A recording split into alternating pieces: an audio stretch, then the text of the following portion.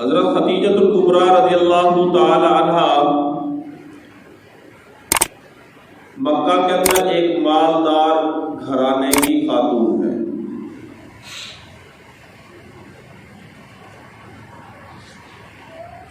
حضرت خدیجہ الکبریٰ رضی اللہ تعالی عنہ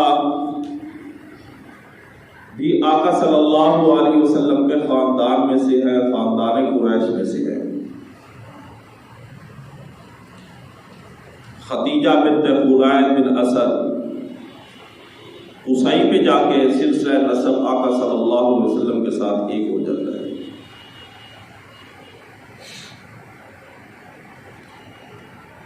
اما خدیجہ الکبریٰ رضی اللہ تعالی عنہ کا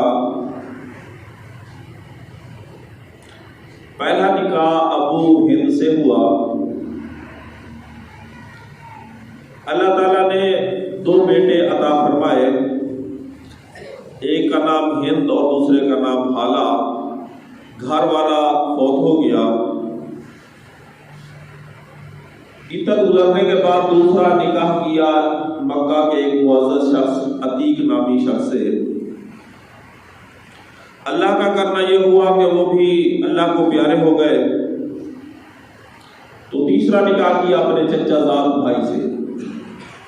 اللہ کا کرنا یہ ہوا وہ بھی چل بسے۔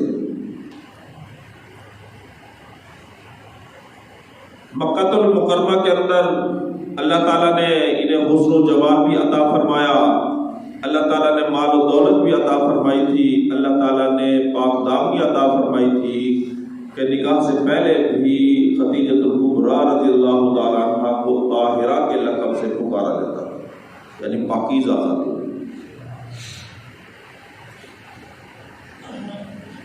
حضرت خدیجہ الکبریٰ رضی اللہ تعالی عنہ اپنا تجارت کا مال مختلف لوگوں کو دیا کرتی، وہ شام لے جاتے، وہاں سے بیچتے، کچھ مال لے کے آتے، پھر جو نفع آتا جو مال لے کے جایا کرتا تھا اسے بھی دیتی، خود بھی نفع حاصل کرتی۔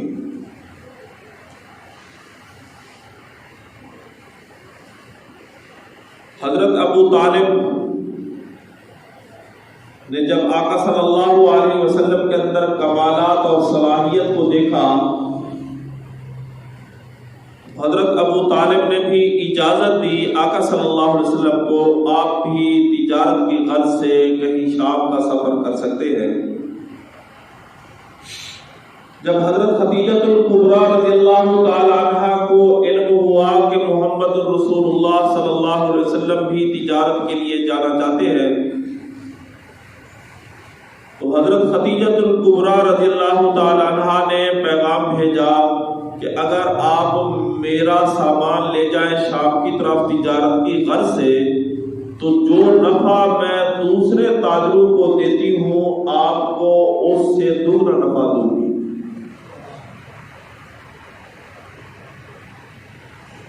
آقا صلی اللہ علیہ وسلم اپنے چچا کی اجازت سے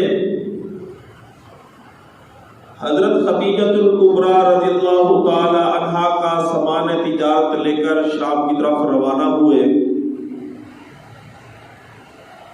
حضرت خدیجہ الکبریٰ رضی اللہ تعالی عنہ نے خدمت کے لیے اپنا غلام میسرہ بھی آقا صلی اللہ علیہ وسلم کے ساتھ بھیجا۔ آقا صلی اللہ علیہ وسلم جب سامان تجارت لے کر شام پہنچے، آقا صلی اللہ علیہ وسلم کے اعلیٰ اخلاق، صداقت و دیانت، شرافت و متانت، وقار کی وجہ سے اللہ رب العزت نے پہلے جو نفع ہوتا تھا اس سے کئی گنا زیادہ نفع عطا فرمایا۔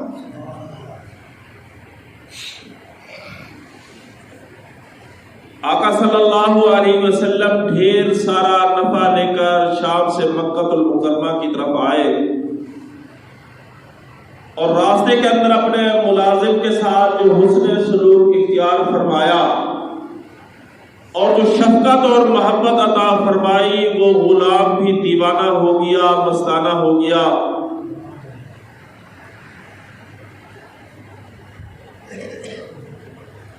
اونٹوں کے ذریعے واپس آیا کرتے تھے، دور دراز سے گرد و غبار اڑتے، پتہ چلتا کہ کوئی قافلہ مکہ میں داخل ہو رہا ہے۔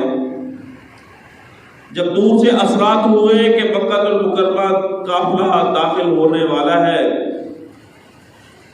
تو اما خدیجہ الکبریٰ رضی اللہ تعالی عنہا اپنے مکان کی چھت پہ چڑھی اور وہاں سے دیکھا کہ وہ قافلہ آ رہا ہے۔ سخت گرمی کا موسم ہے، لیکن اللہ رب العزت نے فرشتوں کے ذریعے اپنی رحمت کا آقا صلی اللہ علیہ وسلم کی ذات اقدس پر سایہ کیا ہوا ہے۔ اما خدیجہ الکبریٰ رضی اللہ تعالی عنہا بھاپ گئی کہ یہ کوئی غیر معمولی انسان ہے، اس کا بہت بڑا اونچا مقام ہے، اور بڑی ہی دیانتداری کے ساتھ آقا صلی اللہ علیہ وسلم نے وہ سارا سامان اور جو اس میں نفع آیا تھا وہ اما خدیجہ الکبریٰ رضی اللہ تعالی عنہا کے حوالے کیا۔ اما خدیجہ الکبریٰ رضی اللہ تعالی عنہا نے اپنے غلام میسرہ سے بھی حالات پوچھے، تو میسرہ نے بھی بتایا جہاں دھوپ ہوتی آقا صلی اللہ علیہ وسلم کھڑے ہوتے، بادل اوپر سایہ کرتے تھے۔ آقا صلی اللہ علیہ وسلم جس سے گفتگو کرتے پوری توجہ کے ساتھ گفتگو فرماتے اور سننے والا دیوانہ ہو جاتا، اور آقا صلی اللہ علیہ وسلم نے جو تجارت کی اس کے اندر پوری صداقت اور دیانت اور شرافت تھی۔ تو اما خدیجہ الکبریٰ رضی اللہ تعالی عنہا نے اب فیصلہ کر دیا، حالانکہ بڑے بڑے سرداروں کے لیے نکاح کے پیغام آ رہے تھے، اندر سے اما خدیجہ الکبریٰ رضی اللہ تعالی عنہا نے فیصلہ کر لیا کہ میں نکاح کا پیغام خود آقا صلی اللہ علیہ وسلم کو بھیجتی ہوں۔ ان کی ایک خادمہ تھی نفیسہ، اس نفیسہ کے ذریعے پیغام نکاح بھیجا آقا صلی اللہ علیہ وسلم کے پاس۔ وہ نفیسہ آئی اور آ کر کہنے لگی، اے محمد بن عبداللہ، اگر آپ سے کوئی مالدار عورت طاہرہ اور پاکیزہ اعلیٰ اخلاق والی اور مال و دولت والی اگر آپ سے نکاح کرنا چاہے تو آپ اس کو اپنے نکاح میں قبول فرمائیں گے؟ آقا صلی اللہ علیہ وسلم نے ارشاد فرمایا کہ وہ کون خوش نصیب ہے جو میرے پاس نکاح کا پیغام بھیجنا چاہتی ہے اور میرے عقد نکاح میں آنا چاہتی ہے۔ تو نفیسہ نے بتایا کہ وہ خدیجہ الکبریٰ ہے جس کا سامان تجارت لے کر آپ شام تشریف لے گئے تھے۔ تو آقا صلی اللہ علیہ وسلم نے اپنے چچا ابو طالب اور ایک روایت میں آتا ہے کہ حضرت حمزہ سے بھی دونوں چچوں سے مشورہ کیا۔ دونوں چچوں نے خوشی کا اظہار فرمایا۔ آقا صلی اللہ علیہ وسلم مختصر سی برات لے کر، جس کے اندر حضرت امیر حمزہ رضی اللہ تعالیٰ عنہ اور حضرت ابو طالب آقا صلی اللہ علیہ وسلم کے ساتھ حضرت خدیجہ الکبریٰ رضی اللہ تعالیٰ عنہ کے گھر پہنچے۔ حضرت خدیجہ الکبریٰ رضی اللہ تعالی عنہا سے بڑی سادگی کے ساتھ نکاح ہوا، اور اس نکاح کا خطبہ حضرت ابو طالب نے پڑھا۔ بڑی ہی سادگی کے ساتھ رخصتی ہوئی۔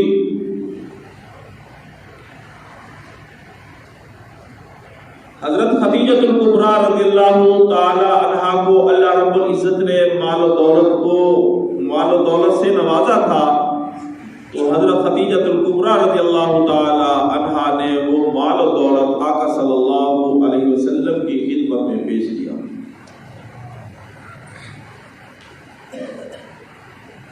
اور بڑی ہی خوشی کے ساتھ یہ ازدواجی کا سفر شروع ہوا۔ جب یہ نکاح ہوا تو اس وقت آقا صلی اللہ علیہ وسلم کی عمر مبارک 25 سال کی تھی، اور حضرت خدیجہ الکبریٰ رضی اللہ تعالی عنہا کی عمر 40 سال کی تھی، اور یہ حضرت خدیجہ الکبریٰ رضی اللہ تعالی عنہا کا چوتھا نکاح تھا۔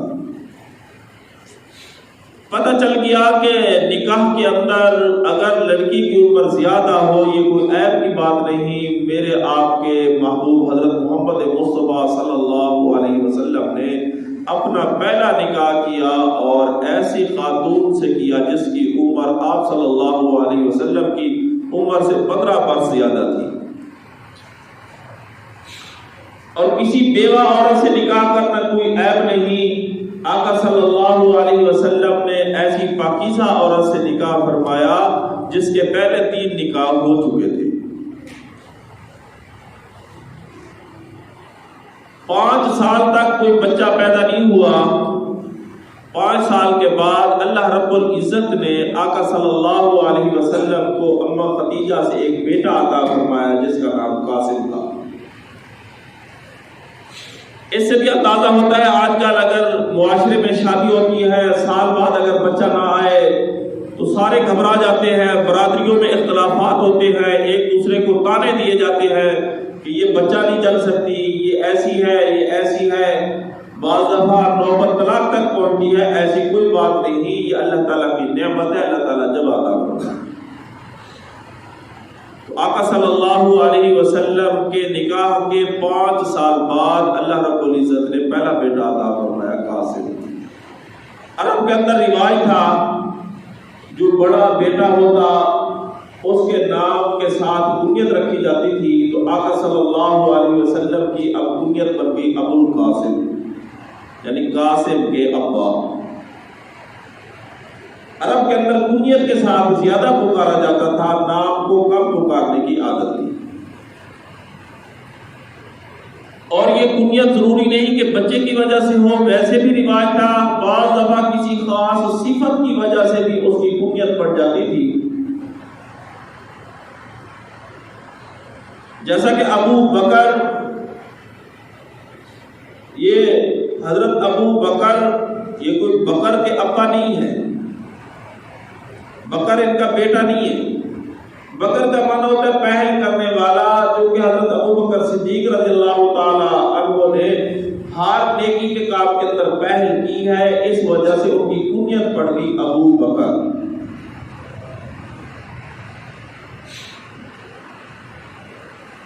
اسی وجہ سے جب تک لڑکی کی شادی نہیں ہوتی تو اسے باقرہ کہتے ہیں. وہی بکر سے ہے کہ اب اس کا جو نکاح ہوگا تو پہلا خاوند اسے ٹچ کرے گا، اس وجہ سے اس کو کہتے ہیں یہ باقرہ ہے.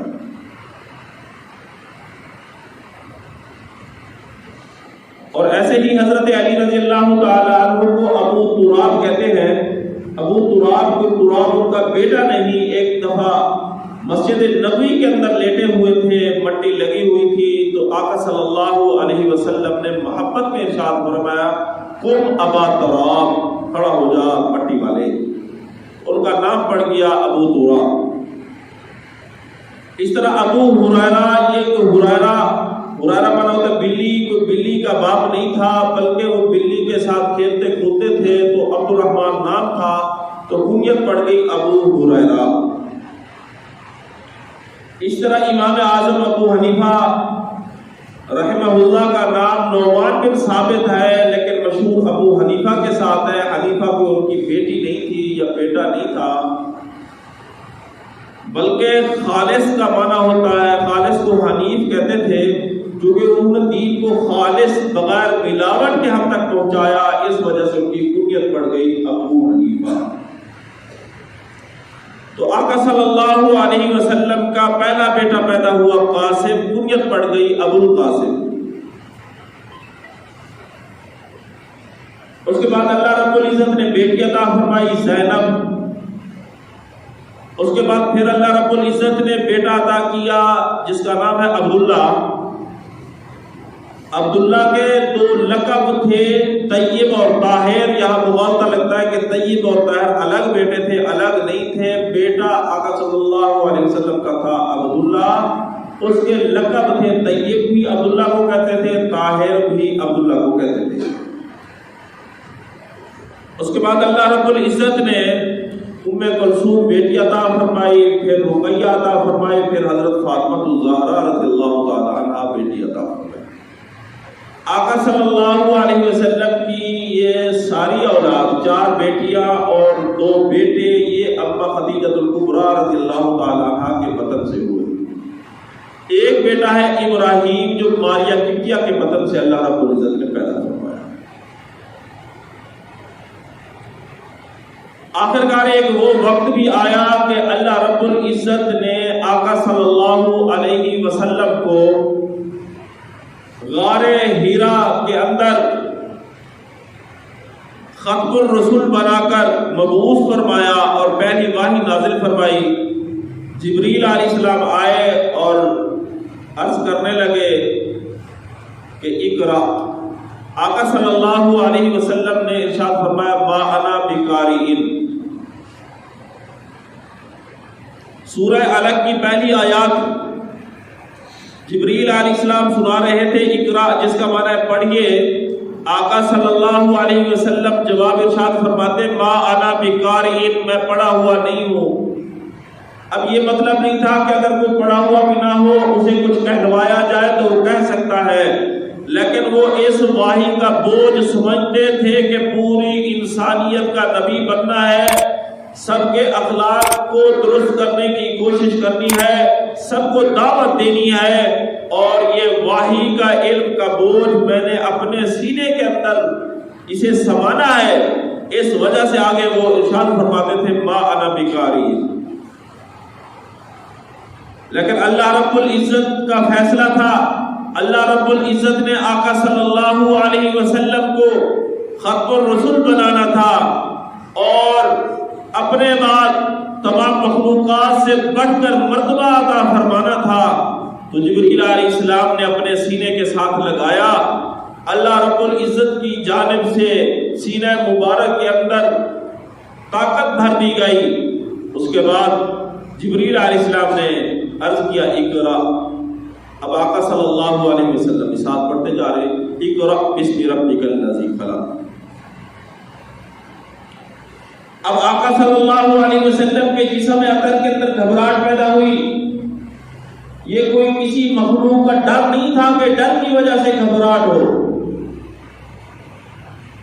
بلکہ یہ جو گھبراہٹ تھی اس بات کی تھی کہ یہ بہت بڑا منصب اور بہت بڑا مرتبہ تھا جس پر اللہ رب العزت نے آقا صلی اللہ علیہ وسلم کو فائز فرمایا، اور پوری انسانیت کی ذمہ داری تھی، پوری کائنات کی ذمہ داری تھی. اس ذمہ داری کی وجہ سے آقا صلی اللہ علیہ وسلم کو پسینہ بھی آ رہا تھا اور آقا صلی اللہ علیہ وسلم گھبراہٹ محسوس فرما رہے تھے کہ اتنی بڑی ذمہ داری میں کیسے اس کو نبھاؤں گا. آقا صلی اللہ علیہ وسلم گھر تشریف لائے اور فرمایا زملونی زملونی، میرے اوپر چادر اوڑھ دیجیے. حضرت خدیجہ الکبریٰ رضی اللہ تعالی عنہ دوڑتی ہوئی آئی، چادر لے آئی، چادر اوڑھی اور عرض کیا کہ یا محمد یہ کیا ماجرا ہے، آپ کے جسم پہ عجیب کیفیت طاری ہے. آقا صلی اللہ علیہ وسلم نے سارا واقعہ ارشاد فرمایا. حضرت خدیجہ الکبریٰ رضی اللہ تعالی عنہا نے تسلی دی اور عرض کیا کہ اے محمد اب یتیموں کے ساتھ خیر خائی کرنے والے ہیں، مسکینوں کے ساتھ تعاون کرنے والے ہیں، صداقت اور دیانت کے ساتھ زندگی بسر کرنے والے ہیں. اللہ کبھی آپ کو بے یار و مددگار نہیں چھوڑے گا. اسی وقت حضرت خدیجہ الکبریٰ رضی اللہ تعالی عنہا گئی اور جو پہلے تورات اور انجیل کے بڑے بڑے عالم تھے ان سے مشورہ کیا، حتیٰ کہ اپنے چچا زاد بھائی ورقہ بن نوفل کے پاس گئی، ان سے پوچھا. انہوں نے بتایا کہ پہلے جو نبی آتا تھا اگر اس میں یہ کیفیت طاری ہوتی تو یہ وحی سمجھی جاتی تھی اور وہ وقت کا نبی ہوتا تھا. حضرت خدیجہ الکبریٰ رضی اللہ تعالی عنہا اپنے سردار ہم سب کے محبوب حضرت محمد مصطفیٰ صلی اللہ علیہ وسلم کو لے کر چچا زاد بھائی ورقہ بن نوفل کے پاس گئی اور سارا ماجرا سنایا. تو ورقہ بن نوفل خوش ہوئے، آقا صلی اللہ علیہ وسلم کی پیشانی چومی اور تصدیق کی کہ واقعی آپ اللہ کے پیغمبر ہیں. اور عرض کرنے لگے کہ کاش میں اس وقت زندہ ہوتا جب یہ مکہ والے آپ کو مکہ المکرمہ سے نکال دیں گے۔ آقا صلی اللہ علیہ وسلم بڑے حیران ہوئے کہ یہ مکہ والے، میرے خاندان والے، میرے علاقے والے، میرے شہر والے، یہ مجھے اس شہر سے نکال دیں گے؟ ورقہ بن نوفل نے عرض کیا ہاں، جو بھی اس دنیا کے اندر پیغمبر آیا اس نے توحید کی بات کا اعلان کیا تو قوم والے اس کے مخالف ہو گئے، اس کے دشمن ہو گئے، یہ دشمنی میں اتر آئیں گے۔ آقا صلی اللہ علیہ وسلم واپس تشریف لائے اور سب سے پہلے کلمہ پڑھنے کا شرف حضرت خدیجہ الکبریٰ رضی اللہ تعالیٰ عنہا کو ملا۔ ہم سنتے رہتے ہیں کہ سب سے پہلے کلمہ حضرت ابو بکر صدیق نے پڑھا، وہ پہل بحیثیت مردوں کے ہے کہ مردوں کے اندر سب سے پہلے کلمہ حضرت ابو بکر صدیق نے پڑھا۔ اگر عورتوں میں دیکھا جائے تو سب سے پہلے کلمہ پڑھنے والی کون ہے؟ حضرت خدیجہ الکبریٰ۔ اگر ان کا آپس میں بھی موازنہ کیا جائے تو اما خدیجہ نے پہلے کلمہ پڑھا ہے اور ان کے بعد حضرت ابو بکر صدیق نے پڑھا ہے۔ امت کی پہلی مومنہ، پہلی ایمان لانے والی حضرت خدیجہ الکبریٰ رضی اللہ تعالی عنہا ہے۔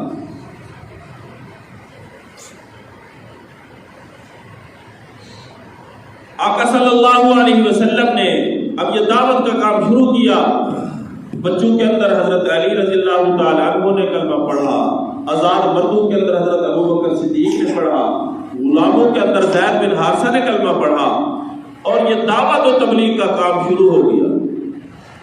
پھر مشکل حالات آئے تو اما خدیجہ الکبریٰ رضی اللہ تعالی عنہا استقامت والی تھی کہ انہوں نے ہر طرح کا تعاون کیا، حتیٰ کہ مکہ المکرمہ والوں نے سوشل بائیکاٹ کیا، ایک عہد نامہ لکھ کر بیت اللہ کی دیوار کے ساتھ لٹکا دیا کہ محمد بن عبداللہ کے ساتھ لہد دین نہیں کرنا، ان سے بات چیت نہیں کرنی، اور جو ان کا کلمہ پڑھے ان سے بھی بات چیت نہیں کرنی، نہ ان کو کوئی چیز دینی ہے نہ ان سے کوئی چیز لینی ہے، یہ بھوک کے مارے مر جائیں گے۔ آقا صلی اللہ علیہ وسلم خود اپنی گھر والی حضرت خدیجہ الکبریٰ رضی اللہ تعالی عنہا اپنے بچوں اور ماننے والے صحابہ کو لے کر شام ابی طالب کی گھاٹی کے اندر تشریف لے گئے، آبادی کو چھوڑ دیا، پہاڑوں کے درمیان جا کر بسیرا کیا، اور یہ سوشل بائیکاٹ 3 سال تک رہا۔ مشکل حالات آئے اور حضرت خدیجہ الکبریٰ رضی اللہ تعالی عنہا نے بھرپور تعاون کیا۔ اب یہ وہ خاتون جو مالدار گھرانے کی تھی، ہر طرح کی فراوانی تھی، مکہ کی بڑی سردار سمجھی جاتی تھی، اگر دین کی دعوت کے اندر کوئی پریشانی آئی ہے تو کمر بستہ ہو کر آقا صلی اللہ علیہ وسلم کی خدمت کر رہی ہے اور بڑی خوشی سے اس فاقے کو قبول کر رہی ہے۔ اور یہ کوئی معمولی فاقہ نہیں تھا، بھوک کا یہ عالم کہ آقا صلی اللہ علیہ وسلم پیٹ پہ پتھر باندھتے، صحابہ پتھر باندھتے، ہوا چلتی، ہوا سے پتے اڑ کر پہاڑوں سے اس شام ابی طالب کی گھاٹی کے اندر پتے آتے، آقا صلی اللہ علیہ وسلم وہ پتے چباتے، وہ پتے چبا کر اپنی بچیوں کے دہن مبارک کے اندر پتے داخل کرتے، اور آقا صلی اللہ علیہ وسلم کی بیٹیاں وہ پتے کھا کر گزارا کیا کرتی تھی۔ یہ حالات آ گئے، کوئی گٹھلی مل جاتی، کئی دن تک اس گٹھلی کو چوسا جاتا، لیکن کتنی استقامت اما خدیجہ الکبریٰ رضی اللہ تعالی عنہا کی کہ کبھی اف تک نہیں کہا، کبھی شکوہ نہیں کیا۔ رضینہ بقسمت الجبار، جبار کی تقسیم پہ راضی ہو گئی۔ دنیا کے اندر اس جیسی مثال نہیں مل سکتی۔ کوئی شخص یہ دعویٰ نہیں کر سکتا کہ میری گھر والی نے ہر وقت رب کا اور میرا شکر ادا کیا، کبھی تانا نہیں دیا۔ ایک مثال آپ پیش نہیں کر سکتے۔ اس مجمع میں کیا پوری دنیا میں مثال نہیں پیش کر سکتے۔ اگر کسی عورت نے اپنے خاوند کو تانا نہیں دیا، سارا مال نچھاور کر دیا اور خوشی کے ساتھ زندگی بسر کی، تو وہ واحد خاتون ہے حضرت خدیجہ الکبریٰ رضی اللہ تعالیٰ عنہا۔ کہنے کو کوئی کہہ دیتا ہے کہ میری بیوی بڑی خدمت والی ہے، بڑی ہے، بس کبھی کیسے حالات ہوا کے رخ پہ بدلنے والی ہوتی ہیں بیویاں۔ کبھی خوش موڈ میں، کبھی کہا کہ کیا ملا جب سے نکاح ہوا، یہ ملا وہ ملا، پتہ نہیں کتنے تانے ملتے ہیں۔ تو ان حالات کے اندر حضرت خدیجہ الکبریٰ رضی اللہ تعالی عنہا نے استقامت کے ساتھ، حوصلے کے ساتھ، تسلی کے ساتھ، اور آقا صلی اللہ علیہ وسلم کو تسلی دیا کرتے تھے۔ کیسی پاکیزہ خاتون۔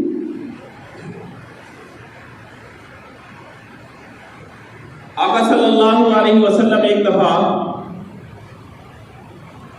غار حرا کے اندر عبادت کر رہے تھے،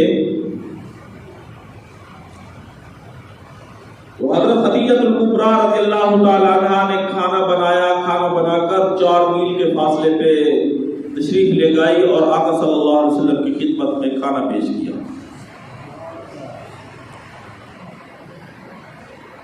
تو پتہ چلا کہ اگر عورت مالدار ہو پھر بھی اس کی کامیابی گھر والے کی خدمت پہ ہے۔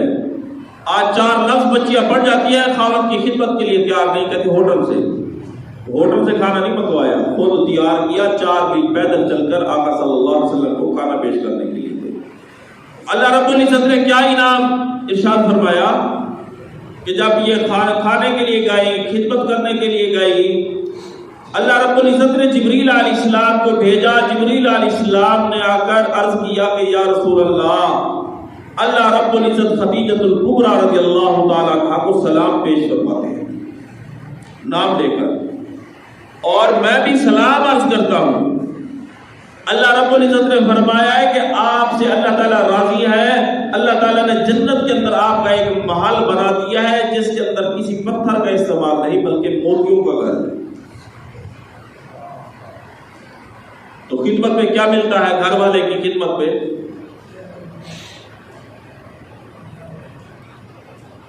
نبوت کے 11ویں سال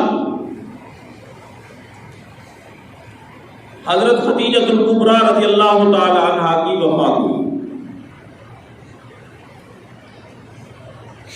اس وقت جنازے کا حکم نہیں تھا، حضرت خدیجہ الکبریٰ رضی اللہ تعالی عنہا کا جنازہ نہیں پڑھا گیا۔ وفات سے چند لمحے پہلے حضرت خدیجہ الکبریٰ رضی اللہ تعالی عنہا نے اپنی بیٹی فاطمہ الزہرا رضی اللہ تعالی عنہا کو فرمایا کہ آقا صلی اللہ علیہ وسلم سے چادر لے کے آؤ۔ حضرت فاطمہ الزہرا رضی اللہ تعالی عنہا آقا صلی اللہ علیہ وسلم جو چادر استعمال فرماتے تھے وہ چادر مانگی۔ آقا صلی اللہ علیہ وسلم نے پوچھا فاطمہ سے یہ کس لیے؟ تو حضرت فاطمہ الزہرا رضی اللہ تعالی عنہا نے عرض کیا کہ ابا جان میری امی خدیجہ الکبریٰ یہ چادر مانگ رہی ہے۔ آقا صلی اللہ علیہ وسلم نے جلدی سے وہ چادر عطا فرمائی اور ارشاد فرمایا کہ اگر یہ میرا بدن بھی مانگتی، میرا چمڑا بھی مانگتی، وہ بھی میں عطا کر دیتا۔ اس قدر آپس میں پیار ہو۔ اور حضرت خدیجہ الکبریٰ رضی اللہ تعالی عنہا نے فرمایا کہ یہ چادر کو نسبت ہے آپ صلی اللہ علیہ وسلم سے، مجھے نئے کپڑے کی بجائے اسی چادر کے اندر کفن کیا جائے۔ آقا صلی اللہ علیہ وسلم نے اپنے دست مبارک سے جنت المعلیٰ کے اندر خدیجہ الکبریٰ رضی اللہ تعالی عنہا کو دفن فرمایا۔ ان کے چلے جانے کے بعد بھی جب کبھی ذکر ہوتا تو آقا صلی اللہ علیہ وسلم ارشاد فرماتے کہ خدیجہ کو کوئی نہیں پہنچ سکتی، خدیجہ تو خدیجہ ہی تھی۔ امی عائشہ صدیقہ بنت صدیق رضی اللہ تعالیٰ عنہا نے ایک دفعہ پوچھ لیا کہ وہ کیا بات ہے خدیجہ کی؟ آقا صلی اللہ علیہ وسلم نے ارشاد فرمایا خدیجہ تو خدیجہ ہی ہے۔ فرمایا کہ جب میرے ساتھ کوئی نہیں تھا اس وقت میدان کے اندر ڈٹ کر کھڑی ہے تو وہ خدیجۃ الکبریٰ ہے۔ اگر معاشی بائیکاٹ ہوا تو میرے ساتھ تعاون کرنے والی، بچوں کو دلاسا دینے والی ہے تو وہ خدیجۃ الکبریٰ ہے۔ جب میرے پاس مال و دولت نہیں تھا، اپنا مال و دولت نچھاور کرنے والی ہے تو وہ خدیجۃ الکبریٰ ہے۔ اگر اللہ کسی عورت کو مال دے دے، وہ گھر والے پہ خرچ کر دے تو یہ عورت کے لیے ایک عصمت کی بات ہے، ورنہ ذمہ داری خاوند کی ہے کہ وہ نار و نفقہ اس کے ذمہ ہے۔ آج ہم دیکھتے ہیں اگر کوئی جہیز کی کوئی چیز لے آئے تو پتہ نہیں اگر گھر والے سے ٹوٹ جائے تو پھر دیکھ لو کیا ہوتا ہے۔ کبھی تانا نہیں دیا، اپنا سارا مال نچھاور کر دیا، کیونکہ یہ آپس کا اتنا گہرا رشتہ ہوتا ہے۔ گھرانے کی ترقی، گھرانے کے اندر برکت یہ میاں بیوی کے رشتے کے ساتھ شروع ہوتی ہے۔ اگر ان کے اندر پیار و محبت، ایک دوسرے کے لیے قربانی، اپنا مال دوسرے پہ نچھاور کرنے کی عادت اگر یہ صفات ہوتی ہے تو وہ گھرانہ بہت آگے نکل جاتا ہے۔ ایک دوسرے کے ساتھ خیر خائی۔ تو حضرت خدیجۃ الکبریٰ رضی اللہ تعالی عنہا نبوت کے 11ویں سال 10 رمضان المبارک کو فوت ہوئی۔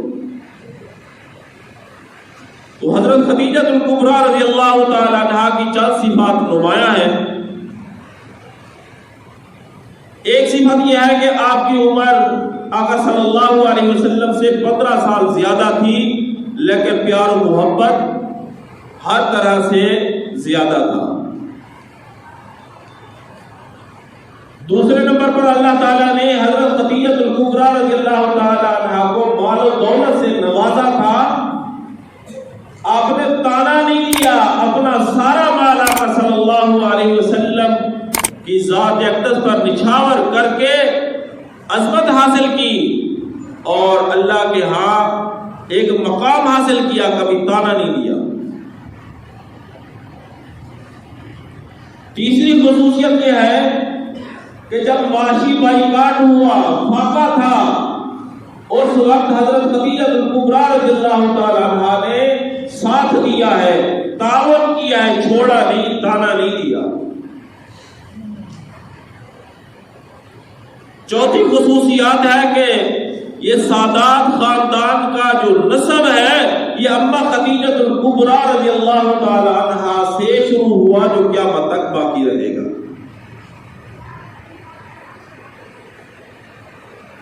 پانچویں خصوصیت یہ ہے کہ سب سے پہلے کلمہ پڑھنے والی اس امت کی خاتون حضرت خدیجۃ الکبریٰ رضی اللہ تعالی عنہا ہے۔ چھٹی خصوصیت یہ ہے کہ آقا صلی اللہ علیہ وسلم نے ارشاد فرمایا من سن سنتن، جس نے کوئی اچھا طریقہ اختیار کیا اس پہ جتنے لوگ آئیں گے ان سب کا اجر اس کو بھی ملتا رہے گا۔ اما خدیجۃ الکبریٰ رضی اللہ تعالیٰ عنہا نے سب سے پہلے کلمہ پڑھا، اب قیامت تک جتنے لوگ کلمہ پڑھیں گے ان سب کا ثواب اما خدیجۃ الکبریٰ رضی اللہ تعالیٰ عنہا کو بھی ملتا رہے گا۔ یہ بڑی سعادت کی بات ہے۔ اور ساتویں خصوصیت یہ ہے کہ آقا صلی اللہ علیہ وسلم نے اپنے دست مبارک سے اما خدیجۃ الکبریٰ رضی اللہ تعالی عنہا کی تدفین کی، یہ کسی اور کو سعادت نہیں ملی۔ کتنی بڑی سعادت کی بات ہے کہ امام الانبیاء ختم الرسول نے اپنے دست مبارک سے حضرت خدیجۃ الکبریٰ رضی اللہ تعالی عنہا کی تدفین کی۔ آٹھویں خصوصیت یہ ہے کہ جب تک حضرت خدیجۃ الکبریٰ رضی اللہ تعالی عنہا آقا صلی اللہ علیہ وسلم کے نکاح میں رہی، آقا صلی اللہ علیہ وسلم نے دوسرا نکاح نہیں فرمایا۔ اور نامی خصوصیت یہ ہے کہ کہ اللہ رب العزت نے اما خدیجۃ الکبریٰ رضی اللہ تعالی عنہا کو سلام ارشاد فرمایا. حضرت جبریل علیہ السلام نے سلام پیش کیے. اور 10ویں خصوصیت یہ ہے کہ دنیا کے اندر اللہ رب العزت نے جنت کے محل کا وعدہ فرمایا. اللہ رب العزت سے دعا ہے کہ اللہ رب العزت ہمیں ازواج مطہرات کا صحیح ادب کرنے کی توفیق عطا فرمائے. اور ہم اہل بیت کا لفظ سنتے ہیں وہ کہہ دیا جاتا ہے کہ یہ فاطمہ الزہرا رضی اللہ تعالی عنہا اور ان کی اولاد ہے.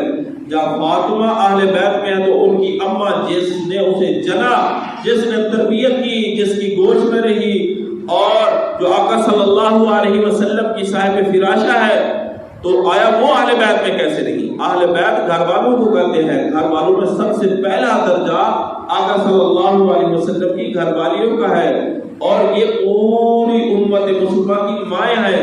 اللہ رب العزت نے قرآن مجید میں ارشاد فرمایا النبی اولیٰ بالمؤمنین من انفسہم وازواجہ امہاتہم. آقا صلی اللہ علیہ وسلم کی ازواج یہ امت کی مائیں ہیں. یہ اہل بیت ہے. اہل بیت کا آغاز ہی ازواج مطہرات سے ہوتا ہے، اولاد بعد میں آتی ہے. فاطمہ بیٹی ہے تو بیٹی اہل بیت میں ہو، اماں جو ہے اہل بیت میں نہ ہو، یہ کون سا فلسفہ ہے؟ تو یہ اہل بیت میں سے ہے. حسن حسین کی نانی ہے. اللہ رب العزت سے دعا ہے اللہ رب العزت صحابہ اہل بیت کے ساتھ سچی محبت کرنے کی توفیق عطا فرمائے اور انہی کے نقش قدم پہ چلنے کی توفیق عطا فرمائے، اور ان کی وجہ سے اللہ رب العزت ہمارے گھروں کے اندر برکت عطا فرمائے. وآخر دعوانا